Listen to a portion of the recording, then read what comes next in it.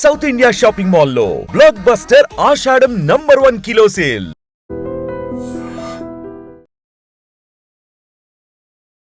నమస్తే, welcome to iDream social spotlight with కవిత.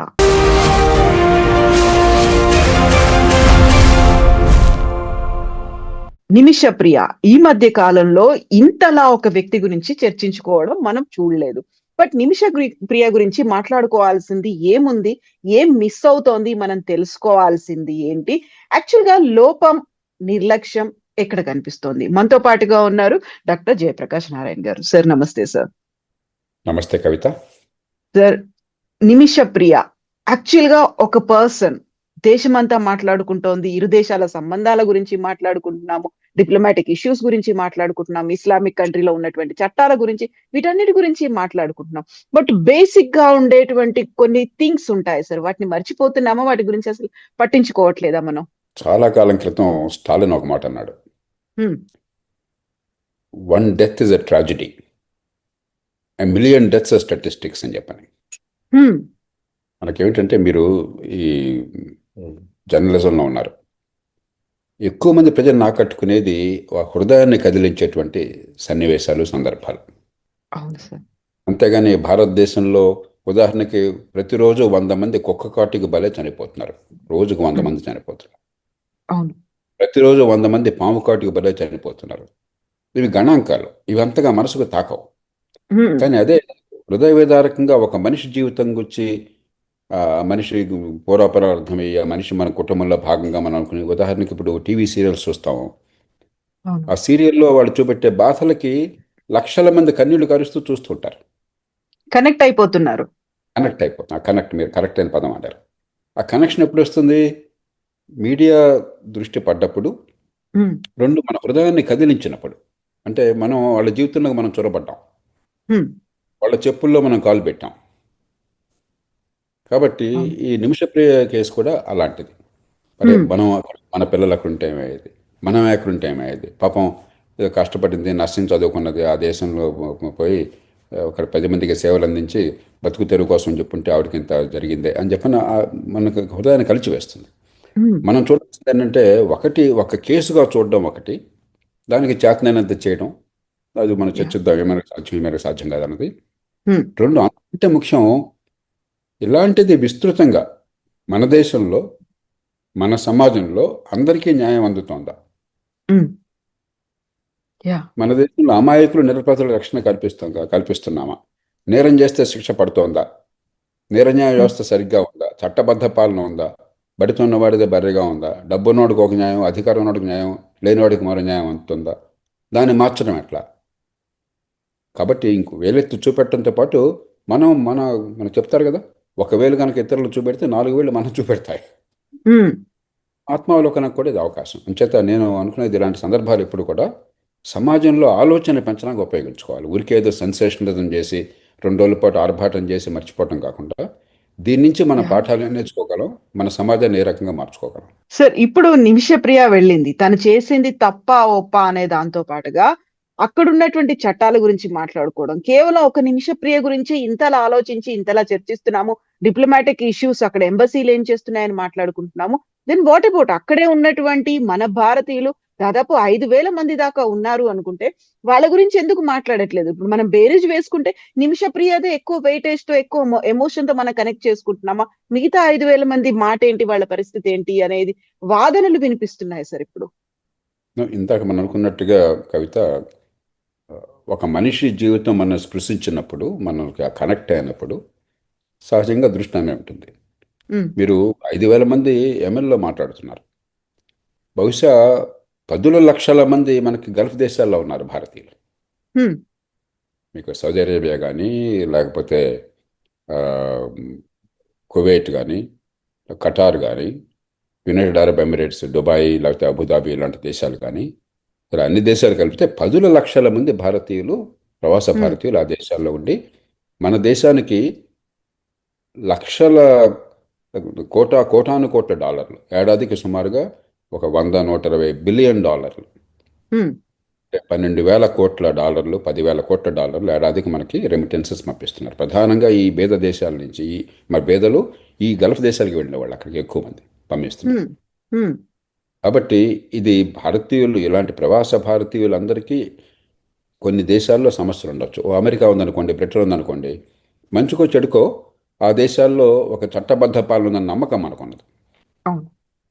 ఆ దేశాల్లో న్యాయం జరుగుతుంది, దానికి ఒక ప్రక్రియ ఉన్నది, కోర్టులు ఉన్నాయి, న్యాయస్థానం మరి న్యాయవాదులు ఉన్నారు, ఒక పారదర్శకమైనటువంటి పద్ధతులు ఉన్నాయి నేర న్యాయ వ్యవస్థలో కానీ, లేకపోతే నేర విచారణలో కానీ, శిక్షల వేయటంలో కానీ. కాబట్టి అక్కడ అన్యాయం జరగదని నమ్మకం ఉన్నది. హ్మ్. కానీ కొన్ని దేశాల్లో ఏమవుతుంది, ఒక ఆటవిక న్యాయం ఇంకా చాలా నడుస్తుందన్న నమ్మకం మనలో ఉంది. మధ్యయుగాల ఆటవిక న్యాయం కొన్ని దేశాల్లో, ఉదాహరణకి ఇటీవల దాకా, ఇప్పుడు ఎందో నాకు తెలియదు కానీ, చిన్న దొంగతనానికి కనుక చేసినట్టు రుజువు అయినట్టయితే చేతులు తీసేయటం, అంటే హ్మ్. మధ్యయుగాల్లో మన దేశంలో కూడా ఉండేదని చెప్తారు. హ్మ్. అవి మనకి సహజంగా వింటే మనకి ఒళ్ళు గగురు అవును. పడుతుంది. అవును. కాబట్టి ఈ దేశాల్లో అక్కడున్న ప్రత్యేక పరిస్థితుల వల్ల మనం ఏ రకంగా జాగ్రత్త తీసుకోవాలి. ఇప్పుడు దీనిలో మూడు అంశాలు మనం ఆలోచించాలి. మన సంగతికి వచ్చే ముందు, మన దేశం సంగతికి వచ్చే ముందు, మొట్టమొదటిది మరణశిక్ష అన్నది. మరణశిక్ష మనకు కూడా ఉందిగా, మన దేశంలో కూడా ఉందిగా. అవును. కాబట్టి ఒక హత్యా నేరానికి గనక అది రుజువైనట్టయితే మరణశిక్ష వద్దని మనం వాదించడం చాలా కష్టం. కాబట్టి హ్మ్. ఈ కేసులో మరణశిక్ష పడడం న్యాయమా కాదా, కేసులో క్షమాభిక్ష ఇవ్వచ్చా, అది వేరే విషయం. రెండో అంశం, ఇందాక నేను చెప్పినట్టుగా ఆటవిక న్యాయం ఉన్న చోట్ల, ముఖ్యంగా అక్కడ అస్థిరత్వం ఉన్నప్పుడు, హ్మ్. ఆ దేశాల్లో ఉదాహరణకి యెమెన్ కానీ, ఒమాన్ కానీ, మరి కొన్ని దేశాలు కానీ, అక్కడ దాదాపు అంతర్యుద్ధ పరిస్థితులు ఉన్నాయి. అవును. ఆ, కాబట్టి అలాంటి పరిస్థితుల్లో భారతీయులు ముందుగానే మనం హెచ్చరించాలి, బాబు అక్కడికి వెళ్ళేట్టయితే ఈ సమస్యలు ఉన్నాయి, ఇది గుర్తించాలండి, కానీ ఊరికే బతుకు తెరువు కోసం చెప్పిన ప్రాణాలకు తెచ్చుకోవద్దని చెప్పిన ముందుగా భవిష్యత్తులో హెచ్చరించగలగాలి. ఆ హ్మ్. గైడెన్స్ ఉండాలి, కౌన్సిలింగ్ ఉండాలి. చాలామంది, ఆ మధ్య ఏదో సినిమా వచ్చింది షారుఖ్ ఖాన్తో అనుకుంటాను, బ్రిటన్కి వెళ్ళి అక్కడ బాగా బతకొచ్చని చెప్పి అనుకుని ఎంత దారుణానికి పాల్పడ్డారో డంకీ వాళ్ళు, సార్. అయ్యారో. డంకీ. ధంకి హ్మ్. ఎంత భయంకరమైన బాధలు అనుభవించారని చెప్పినది చూపెట్టారు. అవును. తెలియక అక్కడ బాగుంటుంది పరిస్థితులు, అక్కడ ఏదో పచ్చగా ఉంటుందన్న నమ్మకంతో, మరి అవును. పాశ్చాత్య దేశాలకేమో ఆ రకమైన తీరును హ్యూమన్ ట్రాఫికింగ్ గురవటం, లేకపోతే గల్ఫ్ దేశాలు మరో చోట మరో రకమైనది. ఖచ్చితంగా విదేశాలకు మనం వెళ్ళాలి, అక్కడ బతుకుతెరువు చూసుకోవాలి, నైపుణ్యాన్ని పొందాలి, డబ్బులు సంపాదించుకోవాలి, అక్కడున్న మంచిని మనం మన దేశానికి పంచాలి, మనకున్న శక్తిని ఉపయోగించి వాళ్ళకి సేవలు అందించాలి, అది కాదు అవసరం. కానీ ఎక్కడికి వెళుతున్నాం ఏంటని చెప్పినది మనకి ఒక కౌన్సిలింగ్ కావాలి. ఈ హ్మ్. దేశం నుంచి వెళ్ళడానికి ఎక్కడ ఏ దేశంలో వెళితే ఏ పరిస్థితి ఉంటుంది, మీకు నిజంగా భవిష్యత్తు బాగుంటుందా లేదా, మీ డాక్యుమెంటేషన్ ఎట్లా ఉన్నది, అక్కడ ఏ రకమైన జాగ్రత్తలు తీసుకోవాలి. ఉదాహరణకి ఈ కేసులో చదువుకున్న నర్స్ అయినా కూడా పాస్పోర్ట్లు ఆ పార్ట్నర్, బిజినెస్ పార్ట్నర్కి ఇచ్చింది, ఆయన పాస్పోర్ట్ తిరిగి ఇవ్వనని చెప్పి అన్నాడు, కాబట్టి ఇదంతా జరిగిందని చెప్పి మనకు అవును. పత్రికల్లో వస్తుంది. మరి ఆ పాస్పోర్ట్లు ఇలాంటివి సమస్యలు రాకుండా ఏం చేయాలి, ఇవన్నీ మనం ముందుగా వరకు కౌన్సిలింగ్ చేయాలి మన హ్మ్. దేశంలో. ఇక మూడోది, మనం అమెరికా లాంటి దేశమైనా సరే, భారతదేశం వదిలేండి, ఇంకొక దేశంలో చట్టంలో ఏం చేస్తారనేది మనం శాసించడం, ఒక పరిమితి దాటి మనం ఏం చేయలేం. అవును. ఇప్పుడు ప్రతి దేశానికి సార్వభౌమత్వం ఉన్నది, ఆ దేశానికి ఆ చట్టాలు ఉన్నాయి, ఆ హ్మ్. పద్ధతులు ఉన్నాయి. మనకున్నటువంటి దౌత్య బలాన్ని ఉపయోగించి, మంచితనం ఉపయోగించి, వీరున్నంత మేరకు మన పౌరులకు అన్యాయం జరగకుండా మనం కాపాడే ప్రయత్నం చేయడమే తప్ప మనం ఎవరిని శాసించలేం, అది గుర్తించాలి. అంచేత ఈ కేసులో ఉదాహరణకి, మరి వివిధ కోర్టుల్లో, ఆ పై కోర్టులో ట్రయల్ కోర్టే కాకుండా మరి ఆ శిక్ష ఖరారైనట్టుగా తెలుస్తున్నది. ఓ మనిషి చచ్చిపోయిన మాట వాస్తవం. హ్మ్. కాకపోతే ఇప్పుడు ఈ నిమిషప్రియ ఏమో పాస్పోర్ట్లు తీసుకోవడం కోసం మత్తుమందు పెడితే పొరపాటున చనిపోయాడు, డోసు ఎక్కువైపోయి, అంతేగాని కావాలని చంపలేదని చెప్పినది ఆమె వాదన. హ్మ్. బలమైన వాదన అని కోర్టు నిర్ణయం చేయాలి, కానీ మనం ఇక్కడ ప్రజాకోర్టులో నిర్ణయం చేయలేం. చివరికి కోర్టులో కనుక సాక్ష్యాలు సరిగ్గా సేకరించి న్యాయమూర్తుల పద్ధతి ప్రకారం వ్యవహరించినట్టయితే, క్షమాభిక్ష పెట్టండి, ఈ కేసులో అనుకోకుండా జరిగింది కాబట్టి మనం ఆ ప్రభుత్వాన్ని కోరగలం, ప్రభుత్వం ఇష్టమైతే స్పందిస్తుంది, లేకపోతే, ఎందుకంటే ఒక కేసులో ఒక రకంగా, ఇంకో కేసులో ఇంకో రకంగా చేయరు వాళ్ళు. అవును. అంతేగాని మనం బలప్రయోగం చేయలేము, మనం ఇష్టం వచ్చినట్టుగా వాళ్ళ మీద దాష్టీకం చేయలేము. మనం సౌమ్యంగా ప్రవర్తించాలి. అంతకు మించి రేపొద్దున ఇలాంటివి ఇతరులకు ఇబ్బందులు కలగకుండా ముందు జాగ్రత్తలు ఎట్లా ఉండాలి. అంతకంటే ముఖ్యం, మన దేశంలో అన్యాయానికి గురవుతున్న వాళ్ళు లక్షల మంది ఉన్నప్పుడు, హ్మ్. అన్యాయానికి గురి కాకుండా నేర న్యాయ వ్యవస్థను బాగు చేయడం ఎట్లాగా, నేర విచారణ బాగు చేయడం ఎట్లాగా, నేరం చేస్తే శిక్ష పడుతుందన్న భయం కలగాలి, అమాయకులకి రక్షణ ఉంటుందన్న విశ్వాసం కలగాలి. అలాంటి వ్యవస్థ మనకు పూర్తిగా లేదు. కాగితం మీద ఉన్నా, రాజ్యాంగపరంగా ఉన్నా, మరి స్వేచ్ఛాయుత సమాజమైనా ప్రజాస్వామ్యం కూడా మన దగ్గర ఇంకా చట్టబద్ధ పాలన లేదు. దాన్ని ఎలా బాగు చేసుకోవాలి? మనం చర్చ కనుక ఆ మార్గాన్ని నడిస్తే కొన్ని మంచి మార్పులకు దోహదం చేస్తుంది. సార్ ఇక్కడే ఒక ఇంట్రెస్టింగ్ గా ఉన్నటువంటి ఒపీనియన్ కూడా వినిపిస్తోంది సార్. మన దగ్గర ఏదైనా మైనర్లని రేప్ చేశారో లేకుంటే చాలా క్రూయల్ గా గ్యాంగ్ రేప్లు అయ్యాయి అనుకున్నప్పుడు వాళ్ళని ఇమ్మీడియట్ గా ఎన్కౌంటర్ చేసేయాలంటున్నాం. అలాంటి 2, 3 ఇన్సిడెంట్స్ మనం వెరీ రీసెంట్ గా చూసాం. అలాంటి టైంలోనేమో మనం అప్రిషియేట్ చేస్తున్నాం.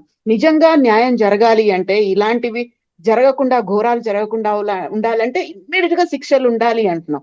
బట్ ఇదే పరిస్థితి ఇప్పుడు యెమెన్ లో కూడా కనిపిస్తుంది. వాళ్ళు పెట్టుకున్నట్టుగా వాళ్ళు షరియా ఉన్నట్టుగా కన్నుకి కన్ను, ప్రాణానికి ప్రాణం అనే మాట వాళ్ళు పెట్టుకున్నారు.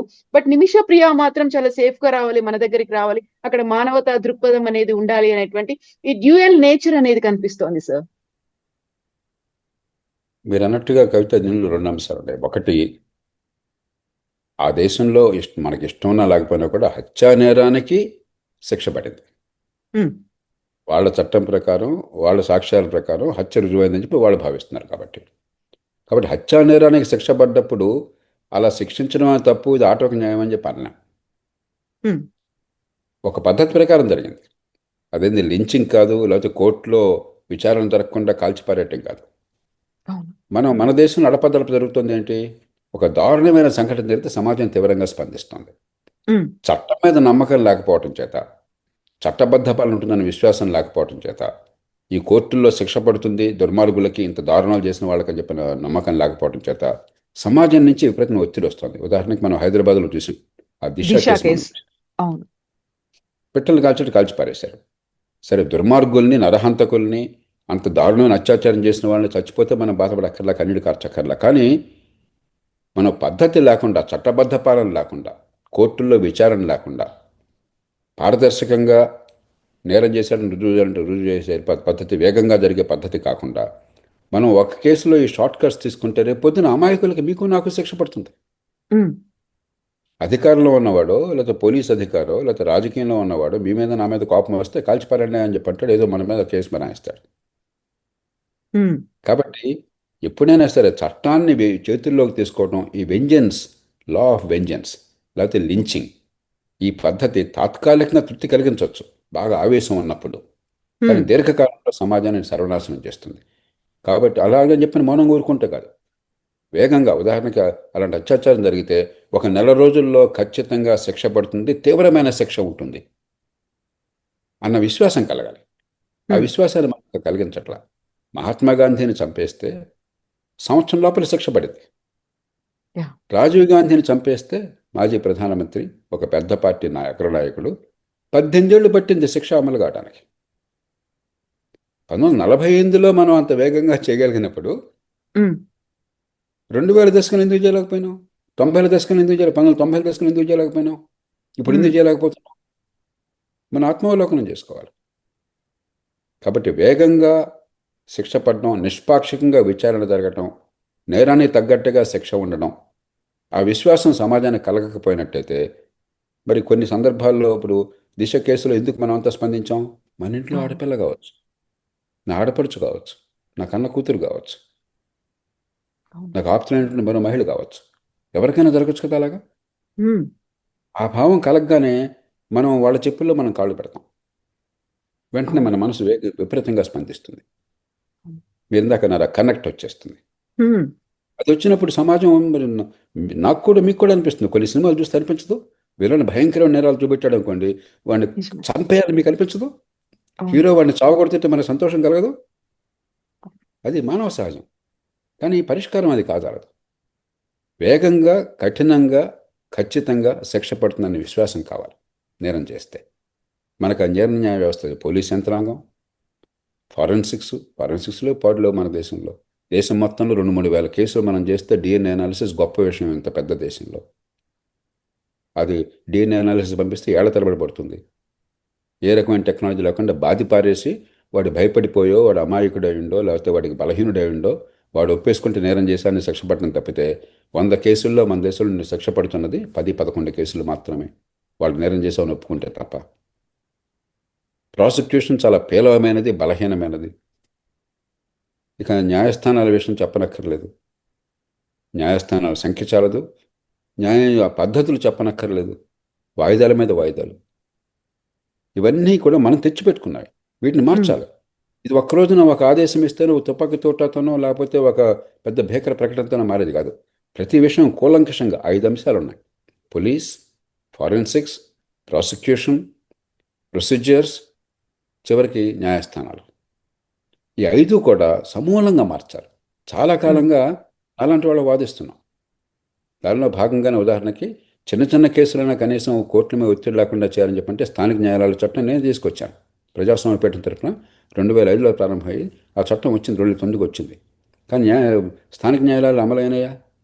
ఆంధ్రప్రదేశ్, తెలంగాణలో ఉదాహరణకు ఉన్నాయా? సభ్యులలో ఉండగా ప్రతి సందర్భంలో దాని గురించి మాట్లాడేవాడిని. మనం పెట్టాం ఎప్పటికైనా? కనీసం చిన్న కేసులన్నా అక్కడ అయిపోయినట్టయితే పెద్ద కేసుల మీద మనం దృష్టి పెట్టచ్చు. మామూలు న్యాయస్థానాలు వేగంగా పని జరగచ్చు. మనకు 4 లక్షల జైలు సెల్స్ ఉంటే భారతదేశం మొత్తంలో 65-70% అండర్ ట్రయల్స్, నేర విచారణలో ఉన్నవాళ్ళు, శిక్ష పడ్డవాళ్ళు కాదు. ఎందుకు అలా ఉండాలి? అంటే మీకు డబ్బు లేకపోతే చిన్న నేరం చేసినా నెల తరబడి జైలులో మగ్గుతారు. డబ్బు ఉంటే, అధికారం ఉంటే హత్య చేసినా కూడా మీరు ఐసీయూలో 5 స్టార్ హాస్పిటల్లో ఉంటారు. అరెస్ట్ అంటూ అయితే అరెస్ట్ కారు అసలు అక్కడ దాకా రాదు. సాక్ష్యాలు మాయం చేస్తారు. వాళ్ళలో కొంతమంది వాళ్ళే అధికారంలో ఉన్నారు, లేకపోతే అధికారుల్ని శాసించగలరు. మరి ఇలాంటి దేశంలో చట్టబద్ధ పాలన తీసుకురాకపోయినట్టయితే ప్రజల్లో ఆవేశం వస్తుంది. కానీ ఆవేశాన్ని ఎలా తృప్తిపరచడం మార్గం కాదు. ఈ చట్టబద్ధ పాలన బాగు చేయాలి, ప్రతి అంశాన్ని కూలంకషంగా చేయాలి. ఎన్నో సందర్భాలు, ఉదాహరణకి ప్రజాస్వామ్య పీఠం 9 రోజుల పాటు ఒక సమగ్రమైన అధ్యయనం చేసి ఒక నివేదిక బయలువరించింది. ఏం చేయాలి ప్రతి అంశంలో అని చెప్పి మన చట్టబద్ధ పాలనలో. 62 ప్రముఖులైనటువంటి న్యాయకోవిదులు ప్రపంచం మొత్తం నుంచి, మన దేశం నుంచి, సుప్రీంకోర్టు న్యాయమూర్తుల దగ్గర నుంచి అందరూ పాల్గొన్నారు. విజ్ఞత గల వాళ్ళ దగ్గర సమాచారం ఉంది, ఏం చేయాలో తెలుసు. కానీ నివేదికలన్నీ ఊరికి అక్కడ బుట్టదాఖలు చేస్తున్నాం. నేనే పరిపాలనా సంస్కరణ సంఘంలో ప్రత్యేకంగా ఈ నివేదిక అంతా నేను రూపొందించాను. ఈ న్యాయ వ్యవస్థను ఎట్లా మార్చాలి ఏంటని చెప్పాను. కాబట్టి పరిష్కారాలు ఉన్నాయి. మనం దాని మీద దృష్టి పెట్టకుండా ఆవేశం ఓ పక్కన, ఆర్భాటం మరో పక్కన. ఈ ఆవేశం ఆర్భాటం ప్రయోజనం లేదు. కొంచెం నింపాదిగా, లోతుగా ఆలోచించి చిత్తశుద్ధితో మార్పులు తీసుకురావాలి. సరే, ఇప్పుడు నిమిష ప్రియ కేసుకి సంబంధించి ఆమెవి ఆత్మరక్షణ కోసం తన్ని చంపలేదు అనే ఒక మాటతో పాటుగా అనివార్యమైనటువంటి పరిస్థితులు ఉన్నాయి కాబట్టి పాస్పోర్ట్ తీసుకోవడానికి, కాబట్టి తనకి సెడేషన్ ఏదో ఇచ్చింది, అది ఓవర్డోస్ అయింది, ఆయన చంపేశారు అనే దాంతో పాటుగా ఇంకా తను అక్కడ ఒంటరి మహిళగా ఉంది, తను రెగ్యులర్ గా అబ్యూస్ చేస్తున్నాడు, లేకుంటే అఘాయిత్యాలు చేస్తున్నాడు కాబట్టి తప్పించుకునే ప్రయత్నం అనేది, ఇవన్నీ ఇన్ని రకాలుగా వాదనలు ఉన్నాయి సార్. ఇప్పుడైతే పోస్ట్పోన్ అయ్యింది, వాయిదా వేశారు తప్ప రద్దయిందని చెప్పలేదు. అది రద్దవుతే ఏం జరుగుతుంది అనేది కూడా తెలియదు. బ్లడ్ మనీ తీసుకోవడానికి ఫ్యామిలీ ఒప్పుకోవట్లేదు. అసలు బ్లడ్ మనీ కాన్సెప్టే మా దగ్గర రాలేదు. ఇన్ని డిఫరెంట్ వర్షన్స్ ఉన్నప్పుడు మీ ఎక్స్పీరియన్స్ లో ఏం జరుగుతుందని అనుకుంటున్నారు సార్ నిమిష ప్రియ కేసు? ఒకటి, నాకు అంత అనుభవం లేదు కాబట్టి నా అనుభవం ప్రకారం చెప్తున్నాను అనుకోను. కానీ ఉన్న వివరాలను బట్టి మనకు అర్థం, దాన్ని బట్టి కోర్టుల్లో ఇక మార్పు వచ్చే అవకాశం లేదు. అన్ని కోర్టుల్లో ప్రయత్నం చేశారు. కోర్టులు, కింద కోర్టులు అంటే పై కోర్టులు అన్ని ఖరారు చేసినాయి. కాబట్టి 2 మార్గాలు కనిపిస్తున్నాయి. ఒకటి, ప్రభుత్వం ప్రతి దేశంలో కూడా సార్వభౌమాధికారం ఉన్న ప్రభుత్వాధినేతకి క్షమాభిక్ష ప్రసాదించేటువంటి హక్కు ఉన్నది, అధికారం ఉన్నది. లేకపోతే ఉరిశిక్ష బదులు ఖైదు శిక్ష, జైలు శిక్ష వేసే అధికారం ఉన్నది. ఆ ప్రభుత్వం గనక మరి ఈ కేసులో ప్రత్యేకంగా ఉన్న సందర్భాన్ని బట్టి, 2 భారతదేశంతో ఉన్న సంబంధాలను బట్టి క్షమాభిక్ష పెడదామని చెప్పి అనుకుంటే ఒక మార్గం. అది కూడా ఒక స్థాయి వరకే. ఇప్పుడు ఆ దేశం ఒక సుస్థిర పరిస్థితులు లేవు అక్కడ. ఇప్పుడు ఈ గల్ఫ్ దేశాలు, అరబ్ దేశాలైనా కూడా సుస్థిర పరిస్థితుల నుండి మన దేశంతో మంచి సంబంధాలు ఉన్నాయనుకోండి, ఆర్థిక సంబంధాలు, సామాజిక సంబంధాలు, దౌత్య సంబంధాలు. అప్పుడు ఒక కేసు విషయంలో ఇంత గట్టిగా పట్టుబడకుండా వాళ్ళు కూడా భారతదేశంతో సంబంధాలు ముఖ్యం కాబట్టి అని చెప్పని భావం ఉండొచ్చు. మనకి ఒమాన్, మనకి యెమెన్తో అలాంటి సంబంధాలు అంత గట్టిగా లేవు. ఎందుకంటే అక్కడ అసలు పెద్ద సుస్థిర పాలన లేదు, అంతర్యుద్ధం గురవుతున్నది, ఒక గందరగోళం ఉన్న పరిస్థితులు. ఇక రెండో మార్గం, ప్రభుత్వం క్షమాభిక్ష పెట్టక కాకుండా అక్కడ ఇస్లామిక్ న్యాయం ప్రకారం ఏ కుటుంబం అయితే ఒక మనిషిని కోల్పోయిందో, నష్టానికి గురైందో, ఆ నష్టాన్ని భర్తీ చేయడం కోసం మీరు పరిహారం ఇచ్చే ఏర్పాటు చేస్తే వాళ్ళు క్షమాభిక్ష పెడతారని చెప్పచ్చు. మరి ఏమవుతుందనేది చూద్దాం. ఇప్పుడు దీనిలో ప్రభుత్వం పాత్ర, ప్రభుత్వం గట్టిగా పనిచేసింది. అటార్నీ జనరల్ మనకు సుప్రీంకోర్టు ముందు చెప్పారట, మేము చేయవలసిందంతా చేశాము, ఎంతకంటే చేయడానికి మన దగ్గర ఏమీ లేదని. అది వాస్తవం. అవును. మనం దండెత్తలేం కదా. ఇప్పుడు యమన్ మీద యుద్ధం ప్రకటిద్దామా మనం? హ్మ్. ఒక కేసులో మన దృష్టిలో మరణశిక్ష పడకూడదు కాబట్టి వాడు మరణశిక్ష వేశారు కాబట్టి యమన్ మీద మీరు యుద్ధం ప్రకటిస్తారా? అలా జరగదు ఇప్పుడు ఈ ప్రపంచంలో. అంచేత హ్మ్. దాన్ని ప్రభుత్వానికి వదిలేయాలి. అక్కడ దౌత్యపరంగా మన విదేశాంగ శాఖ కానీ మన ప్రభుత్వం కానీ చేయవలసిన పని అంతా చేస్తున్నది. ఆ ప్రభుత్వం కూడా ఏ కారణంగా వాళ్ళ పద్ధతుల విధానాలకు అనుకూలంగా లేదు కాబట్టి మేము చేయమనుకున్నట్టయితే ఆ కుటుంబంతో కనుక రాజీ పడగలిగితే జరుగుతుంది. అంతకుమించి ఇంకేం లేదు. అంతకుమించి మనం దాని గురించి ఆలోచించడం కాకుండా ఇక ముందు ఇలా జరగకుండా, హ్మ్. లేకపోతే మన దేశంలో పరిస్థితులు బాగుపడడం కోసం, మన నిర్ణయ వ్యవస్థ బాగుపడడం కోసం, మన చట్టబద్ధ పాలన బాగుపడడం కోసం మన చేతుల్లో పనులు ఉన్నాయి. వేల మంది లక్షల మంది దేశంలో అన్యాయాలకు గురవుతున్నారు. దానివల్ల ఏమవుతుంది? క్రిమినల్ కేసులు కూడా మన దేశంలో దాదాపు 5 కోట్ల కేసులు ఇవాళ పెండింగ్ ఉన్నాయి. దానిలో 3/2 కేసులు క్రిమినల్ కేసులు. హ్మ్. సివిల్ కేసులు కోర్టులకు వెళ్ళాలి అసలు. క్రిమినల్ కేసులు క్రైమ్ అంటూ జరిగితే కోర్టుకు వస్తుంది కాబట్టి, లేకపోతే పోలీస్ స్టేషన్లో నమోదవుతుంది కాబట్టి ఆ కేసులు కనీసం కనిపిస్తున్నాయి. సివిల్ కేసులు కోర్టులకు వెళ్ళాలి, ఎందుకంటే అన్యాయాన్ని దిగమింగుకుంటున్నారు. కోర్టుకు వెళ్తే న్యాయం జరగదని చెప్పిన భావంతో ప్రపంచమంతా కూడా సివిల్ కేసులు ఎక్కువ ఉంటాయి క్రిమినల్ కేసుల కంటే. మన హ్మ్. దేశంలో సివిల్ కేసులు తక్కువ ఉన్నాయి. ఎందుకని? వివాదాలు లేక కాదు, ఈ వివాదాలు కోర్టుల్లో పరిష్కారం అవుతాయని నమ్మకం లేక.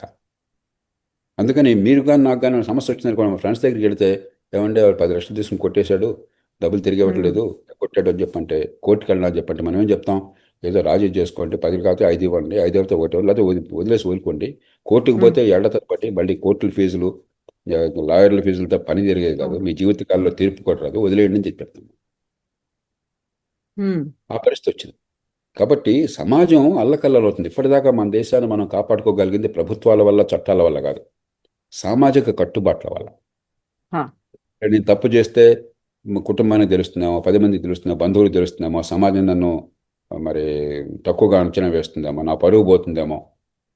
ఆ కారణంగా మన దేశంలో ఇప్పటిదాకా ఇంకా శాంతి భద్రత కొంతమేరకు కొన్ని పద్ధతులు ఉన్నాయి.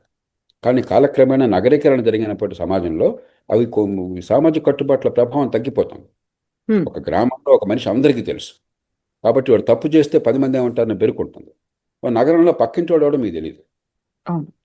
తప్పు చేస్తే ఏమనుకుంటారు? వెరపెందుకుంటుంది? ఉండదు. కాబట్టి సామాజిక కట్టుబాట్ల ప్రభావం వల్ల సమాజం నిలబడడం, శాంతి నిలబడడం కష్టం. అందుకనే చట్టబద్ధ పాలన బలోపేతం చేయడం చాలా అవసరం, కీలక అవసరం. చేయకపోతే నగరాలు ఎప్పటికీ చూస్తున్నాం, పూర్వంలా కాకుండా కొంచెం నేరాలు పెరుగుతుంది. హ్మ్.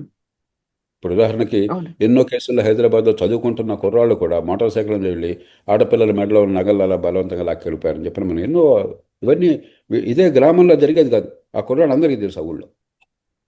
మరి మనకు నేర అవును. పరిశోధనని, మరి కోర్టుల్ని, ప్రాసిక్యూషన్ని, ఫారెన్సిక్స్ని బలోపేతం చేయకపోయినట్టయితే, చట్టబద్ధ పాలన బలోపేతం చేయకపోతే ఉన్న కొద్దికి నగరాల అరాచకత్వం వస్తుంది. మనం కూడా ఎమ్మెల్యే కావాలన్నా? హ్మ్.